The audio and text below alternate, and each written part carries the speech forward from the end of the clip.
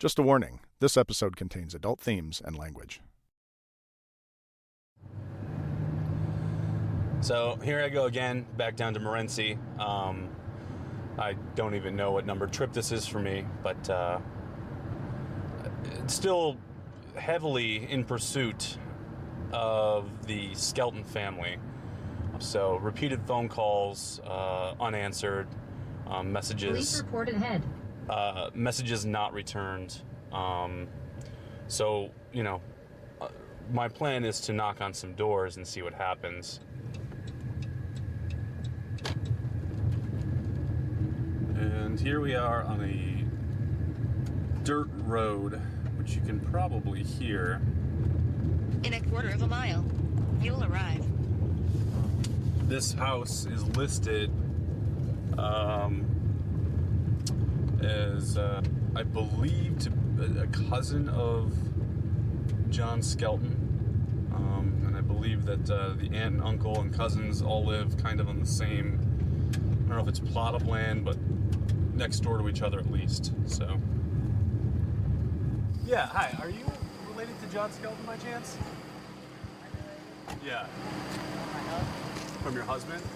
I'm doing a podcast about the Skelton boys, and so far, obviously, it's a lot of Tanya and her family, and I'm trying to tell the whole story and get perspective, not to say on the other side, but basically on the other side. And so I was out this way, and I figured I would just drop by and see if anyone's willing to talk. His aunt lives across the road. Right there? Oh, okay. Do you know if she's home by chance? Oh, well, she was. She'll be back in a minute, probably. Okay. She probably just ran to town. Can I talk to you for a couple minutes? I'm getting ready to leave right now. Just for like 2 minutes? I ain't got it. I get back to work. All right. Is it okay if I hang out here for a minute? Yeah. Okay. I appreciate it. Thank you. Yep.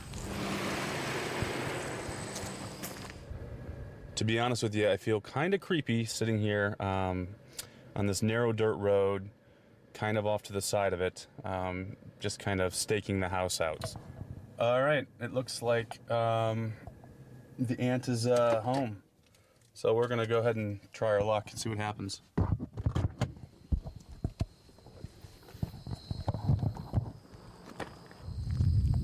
Hello? I'm doing a podcast about the Skelton boys, and basically I'm trying to talk to John's family, which I haven't had much luck with. Well, I'm not interested. Well, what I'm trying to do is, because everyone's told Tanya's stories, I'm trying to tell John's family side of the story. No, it always gets screwed around to where he's the bad guy and all he was trying to do was help his boys. Can you give me 2 minutes? Nope. I left the area for a bit, but a short time later returned. A car, one that wasn't around before, was now parked in the driveway next door to the original house that I walked up to.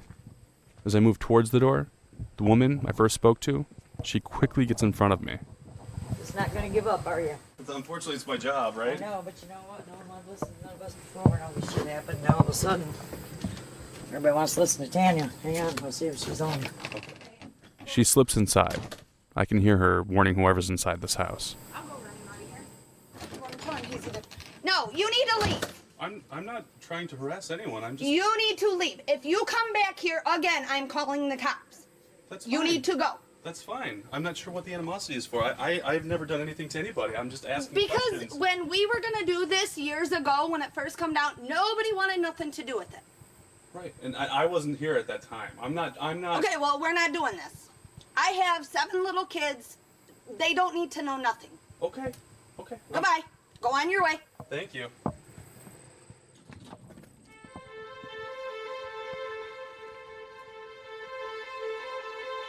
Welcome back to Shattered. That trip to Morenci took place back on September 21st, 2017. It was the last contact I had with any of John's family here in Michigan. I'd done it. I'd exhausted all local Skelton leads, called every number, knocked on every door. I chased down every lead I could. All right, so I'm here in the airport, getting ready to go down to Jacksonville. This time we looked for answers from John's mom, dad, and sister. So you know, This time we head to Florida. To activate the flow of oxygen, pull down on the mask until the plastic tubing is fully extended. mask over your nose and mouth and breathe normally. Secure the mask using the elastic. Before we get into this, I'm going to ask something of you. Something that will be almost impossible. I want you to forget everything you know about this story. It was actually John pretending to be a woman named Joanne Taylor. People don't understand. This is what this man has done in the past. Could there be any validity to John's story that Tanya was in fact abusive in multiple ways to the children? There's certainly no information that's involved in this investigation that indicates that whatsoever. I want you to forget all of that, because before you heard any of it, you had a fresh perspective. Since then, you've heard stories, mostly from one point of view. But today, you'll hear accounts of the exact same events, but it's going to sound much different, and you need to allow yourself to listen without bias. Some of the things you're going to hear will seem outlandish, and they might be just that. But John's family needs to be heard in their own words. I took a day trip to Florida not long ago, hoping to talk to John's mom, Roxanne, dad, William, and sister, Lucinda, who all live in his hometown, Jacksonville. Tanya's family and friends have provided the voices associated with this case, because they're all still located in Morenci. John's family has been relatively quiet, and from what I can tell, that's mainly because those closest to him live about 1,000 miles away. And always be kind. Welcome to Jacksonville. Stepping out of the airport into the Florida heat, which was about 50 degrees warmer than the crisp air I left at Detroit, I try to slow the pace of my racing mind. I'm here. This is really happening. But would it really happen? That was my main concern. What if I made the long journey for nothing? What if they turned me away, and what if it was more of this? You need to leave. If you come back here again, I'm calling the cops. They could easily chase me away, and then what? I'm in the rental car now, psyching myself up, just telling myself the worst that could happen is they ask me to go. There are two addresses I'm interested in down here. There's the one being Roxanne and William's home, but after looking at the house on Google Maps, I wonder if it's really an option. They have a fence and a gate blocking the driveway. To enter the property seems really intrusive. The second option is William's gas and diesel repair shop. It's definitely more accessible. But the Google Street View of this property is a bit unsettling. In fact, my wife got a look of it, and she was nervous for me after seeing it. But I convinced myself the shop is where I'll begin. All right. Just around the corner from William Skelton's place of business. It's a gas and diesel motor shop located here on the outskirts of Jacksonville. I have to drive past the place because the dirt drive is jam-packed with vehicles. Cars, trucks, vans, some RVs. As I walk into the yard, I see an older man. He's very thin, gray hair. Deep, dark tan. He's got those lines in his face that, the sun provides after years of weathering. When I look at him, I see John Skelton in about 20 to 30 years. Hello. How you doing? Is William around? Hey, William. Hi. I'm Jeremy Allen from Detroit. I explain the podcast to him. I also tell him why it's important for me to get his story. We work our way over to a small white office building. The lot is dirt, and there are cats darting in between cars. John Sr. smokes a cigar as we find two chairs on the paved walkway leading up to the office door. He explains to me that the family calls the John Skelton that you're all familiar with John Russell, which is his middle name. John Sr. goes by just John. But for the sake of simplicity, we're going to call him Senior. And he starts talking about his distrust of the prison system in Michigan. Especially their term correctional institution. It's more like a segregation compound. That's what we see from down here. And of course, I don't know all the internal things they're doing and how much validity there was to this last thing. He spent a few months in solitary type environment because they were doing investigations. Mm. He gives me a look as if to call BS on the word investigations. When the whole thing first happened, what were your initial thoughts? My initial thoughts, I'd kick him right in the ass if I could have. He was in the... Senior was upset with his son because of the way he handled the police prior to the boy's disappearance. John Russell went to Chief Weeks and complained about Tanya molesting their sons, but Weeks didn't seem to want to help. That's according to John Sr. The police chief up there in Morenci offered to put him in jail because he knew of this child molestation was going on by his wife to their sons, because he knew about it. And I think that was an intimidation thing there to shut him up. And I've chewed him out since then because he should have gone to the state police. He should have known better. Just common sense. You know, if you don't get satisfaction at one place, go to another place, but don't tell either place that you was there. And, geez, if I had to do it one time, do it again. I found some old video of the younger John talking about the claims of abuse falling on deaf ears. This was in a courtroom back in 2011. I would have done things differently if I felt that the system didn't fail me. If I didn't feel like the people who were supposed to have done something didn't choose friendship over their duty. It's kind of hard to hear. John says, I would have done things differently if I felt the system didn't fail me. If I didn't feel like the people who were supposed to have done something didn't choose friendship over their duty.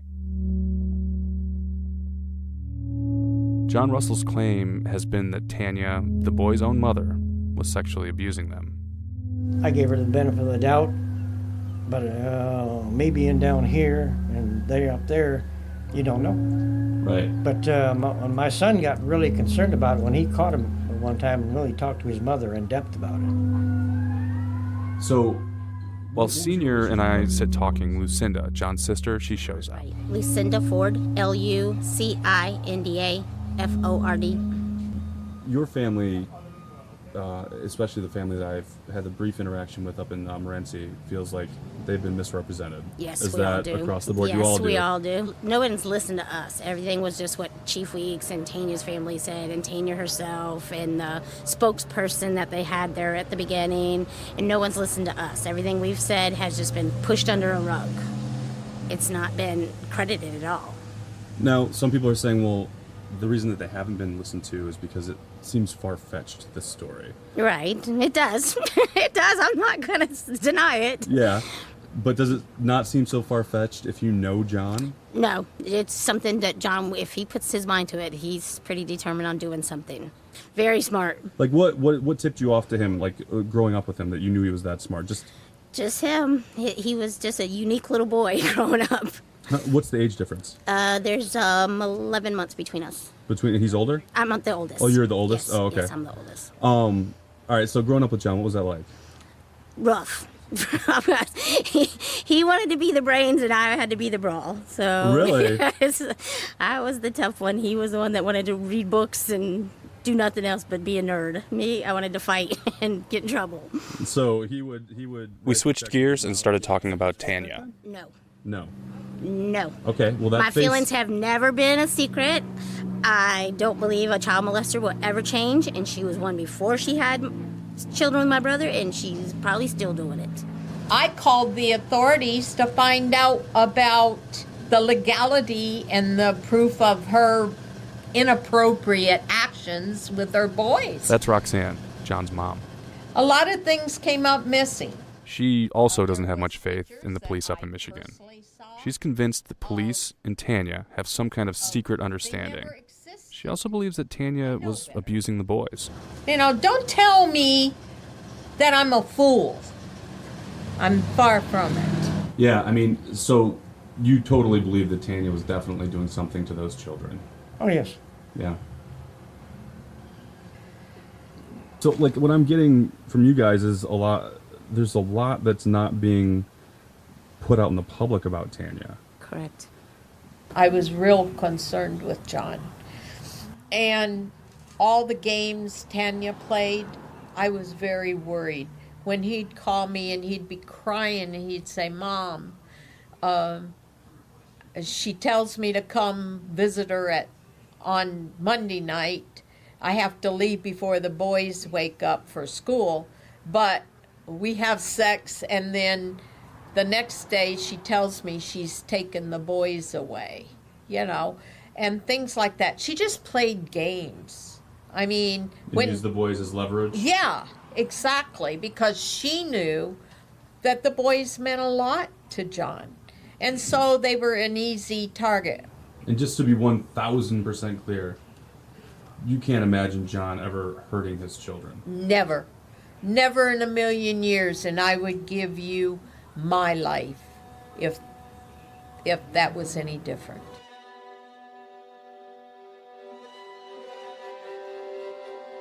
We'll be right back.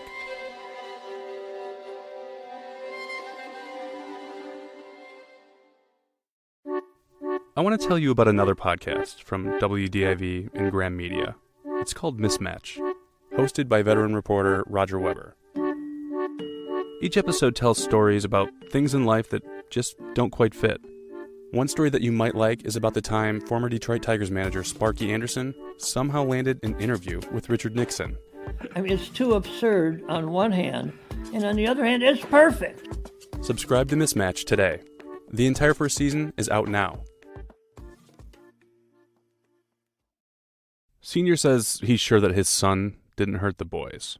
He even alleges that one night... It was a few years back. I was down here in Jacksonville. I was filling up one of my other truck with fuel. And had my back there, and a gentleman come up behind me, and he asked me not to turn around and said, I know of your plight. I know your sons are okay. Really? And I says, thank you.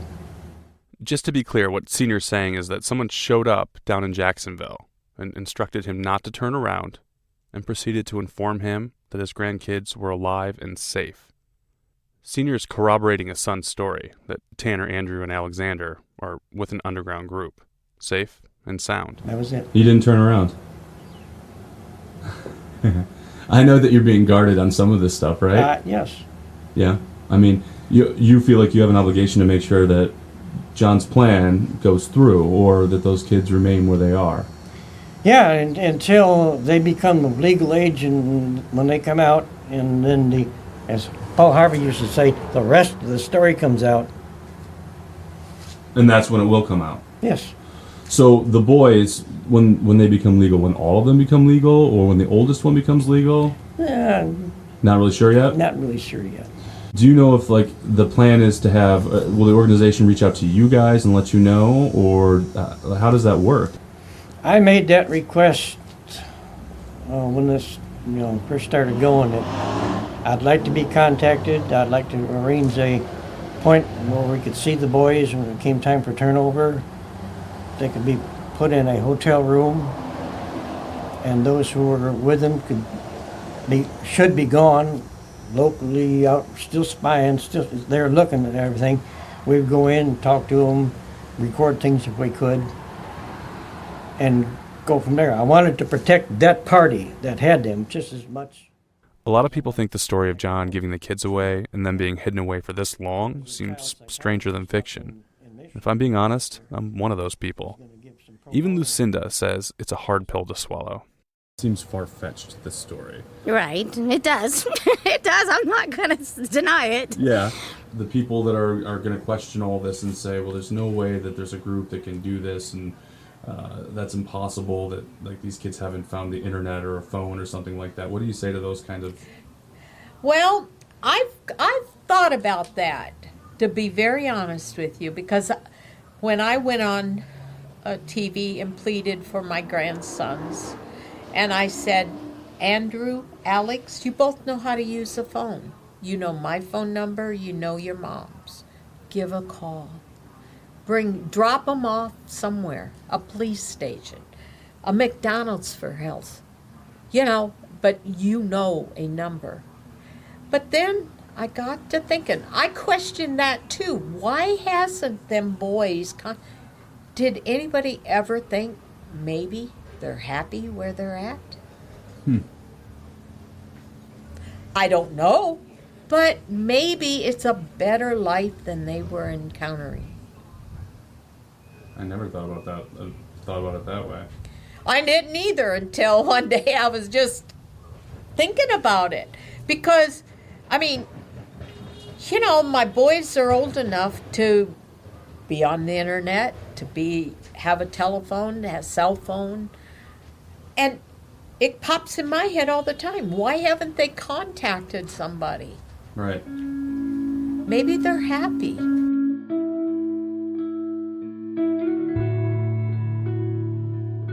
Maybe. But before Andrew, Alexander, and Tanner went missing, many people believe that John was not happy. Some people have said that he was a little bit depressed at the time, and I don't know if you remember back then, if you got that feeling from him. If he wasn't, he should have been from, if he got the kind of results that I understood that he got, from, from the chief of police up there. Right. And this is all kind of happening right around that time, then you're saying? Yeah. This was really... That, when I look at the big story from this end, somebody had to cover their butt somehow, and they broke out a brand new railroad system, and he was the first passenger, and he got railroaded. The FBI, when he was in Ohio, interrogated John, of course, But he was in the hospital? Yes. And he was under psychiatric and everything, and they were interrogating. John had asked for his lawyer, and they ignored that, and it kept on and on and on. I've got the paperwork of the transcript of that. I asked to see those papers, and Roxanne said that they weren't easily accessible. And my son was to the point they didn't let him sleep, they didn't let him bathe, they didn't let him do nothing. He called me, he said, Mom. Hold on 1 second, I'm so sorry. The camera overheated here, but it cooled down just a moment later.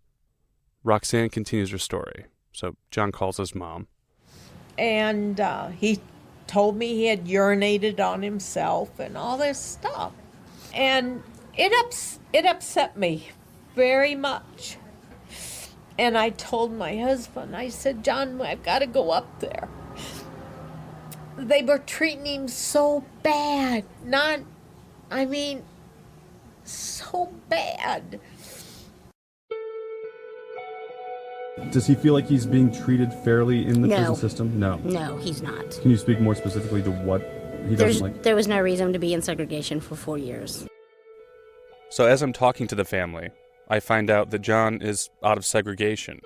They tell me they can now call John on the phone. You don't put someone in segregation for 4 years, and the excuse they keep giving it, it's an ongoing case. It's an ongoing case. There was a moment, and I should say there were many moments that struck me.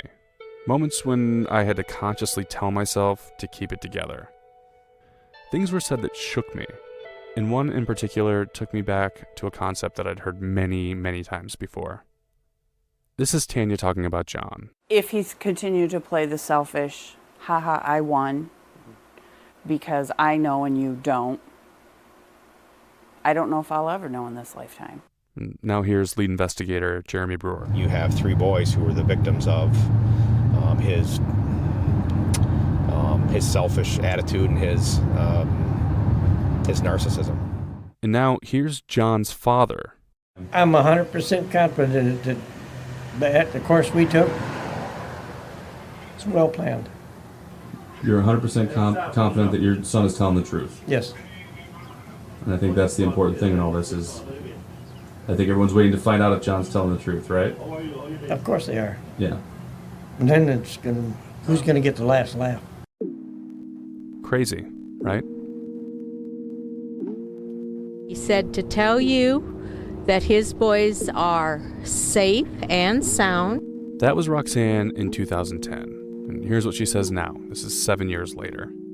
His kids are fine. I know this as a grandmother. I have a grandmother's heart, and I know this. I don't know where they are. If I did, they wouldn't be there. But... Right. Because that's what I was telling Lucinda. I said, well, even, if the story's true with John, because I don't know. Yeah. If the story's true... I don't know. Right. Well, they say it's 100%. Do you feel 100% that John gave the kids to somebody? Yes. You do believe that? Yes. And you believe that those kids are safe with whoever that group is? Yes. And I think when those kids are of age, those kids will come out of wherever they are, and they'll either seek me or they'll seek their father. Not asking who these people are, but have you had communication with these people? I have not. No. I wish I had. Because you said things would be different. You would Definitely. If you did, you would have gone and got the kids. Exactly. Regardless of what happened with Tanya, this may not have been the best way to handle it. Giving the kids to somebody else. That's the perspective of many people saying maybe there's a better agree. way. Yes. I agree 100%. What my son did was irresponsible and stupid. I asked Roxanne about the interview she did back in 2010, when she said the boys were fine. I wondered what made her so sure. All he told us was that the boys were fine, that they will grow up to be good men. They were fine, for me not to worry about them boys.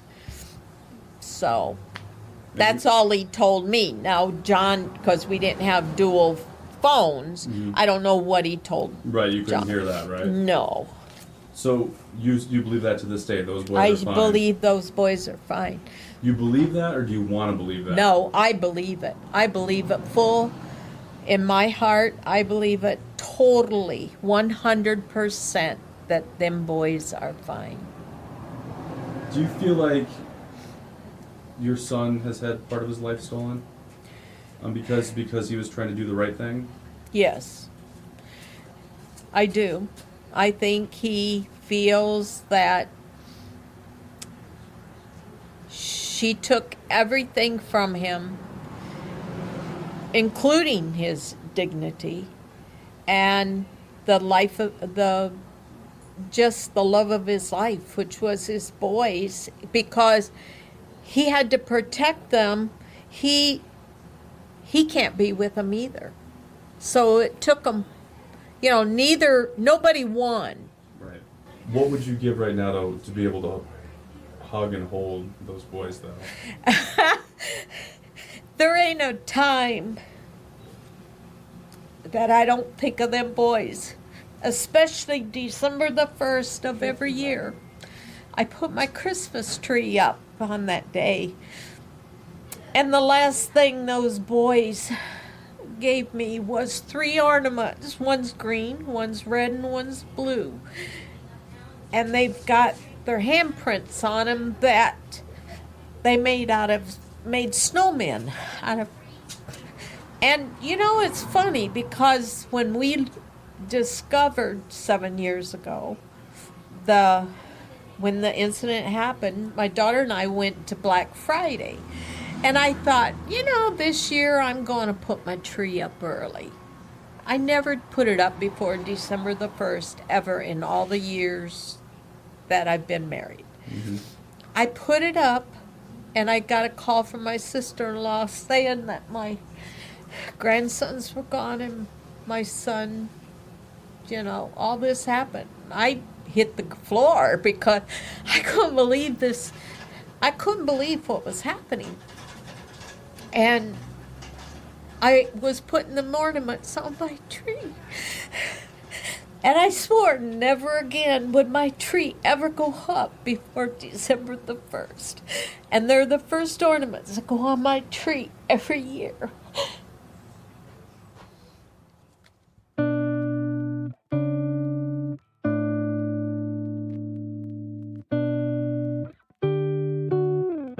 I know I asked you all to forget.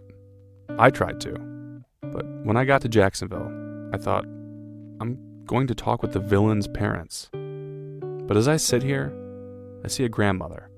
I see a human being who has been lied to by someone. I see a mother whose heart has been broken. Where are you now, emotionally? Well, I think where I am is I accept that my son's put away. I talk to him every week. Now, he's been in segregation, so he couldn't. But I talk to him, and the last thing I say to my son is, remember who you are, where you came from, and what you're all about. And I let him know I love him. I don't support what my son did because that to me, being a mother, that's just, I have a hard time with that. But I understand emotionally how somebody could do it. You know. That makes sense too. Yeah, because I would protect my children under all circumstances. Even my kids now being in their 40s, I'm going to protect my children. That's just the way I'm made. A picture was painted early in this process. A picture of a family fractured and less than whole. The Skeltons were supposed to be scary and angry. They were supposed to be detached and uninterested. The picture I was sold, intentionally or not, was of a group of people who didn't seem to care. I have my time. The holidays, their birthdays, I have a real hard time. But I work through it and say, they'll be back. They'll come see me and I'll know that they're okay. I know that they're okay. Sometimes at the holidays, I think, are they having Christmas? What'd they get for Christmas today? Because the hardest thing I ever did was the year that they went away, having to take back all the presents I had bought that Black Friday. So I have a hard time sometimes, but overall, I've accepted it. Yeah. And I have to accept it to survive it. If we're looking at a victim in this, of the people that are still around, that we see every day, I mean, is there a victim, or is it just the boys that were victims in a kind of a messed up household for a little while? I think the boys are the victim. It's been hard for us. We've got a lot of rash and a lot of terrible things. But my son created this. My son has to pay the price of it. And that, whether it's right or wrong, he's responsible. He has to take the responsibility and do what needs to be done. So I think only the boys are the victims because they're protected, but they're missing out on 2 grandparents that love them and an aunt and a daddy that loves them dearly. And I'm sure Tanya loves them too. I mean, you know, everyone's a victim, I guess, in one way or the other.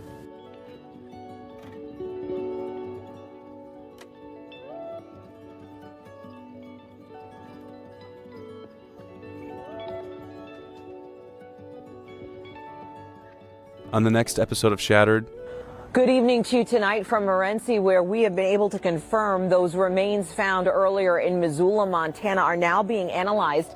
They're being analyzed by experts at the University of North Texas in Denton. Someone in Missoula, Montana found a box of bone fragments in a storage shed. Experts in Montana then determined the bones belong to 3 children between the ages of 2 and 10 years old. DNA testing now underway to find some answers.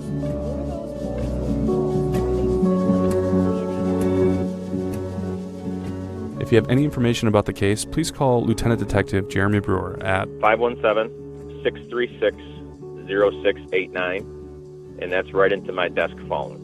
If you'd like to see more, go to shatteredpodcast.com. You can also find us on Twitter, Instagram, and Facebook by searching Shattered Podcast.